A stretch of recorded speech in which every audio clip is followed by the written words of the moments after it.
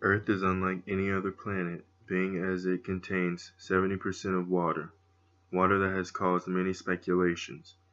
Our planet should be dry, especially because the early solar system was too hot for water, and any already existing water would have been blasted away by solar wind. So where does our water come from?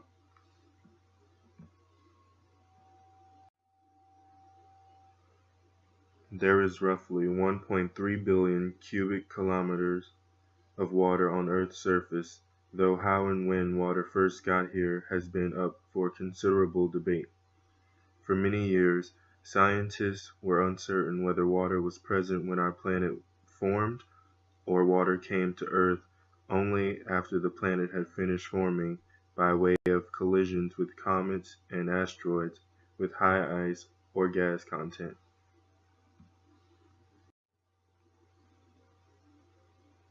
Deuterium is a stable isotope of hydrogen, also known as heavy water, that has a neutron in the nucleus, whereas ordinary hydrogen does not.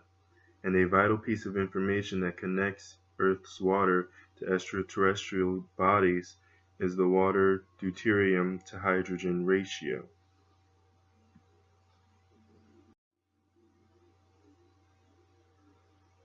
Water from comets are now being considered a stretch because its deuterium to hydrogen ratio is richer and 2 times heavier than Earth's. Earth's hydrogen is 150 parts per million, while a comet's is generally twice that. So if it didn't come from a comet, where did it come from?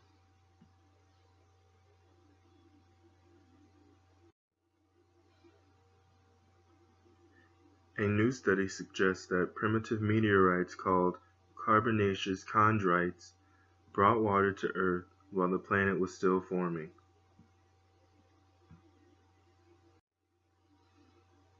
Carbonaceous chondrites are meteors that contains water because they formed outside of the sun's frost line.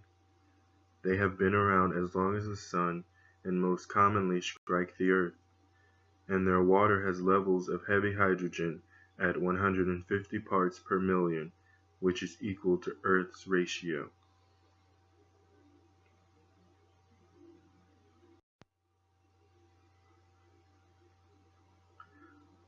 Earth's water most likely accreted at the same time as the carbonaceous chondrites, which was sooner rather than later, which would explain why the planet formed as a wet planet.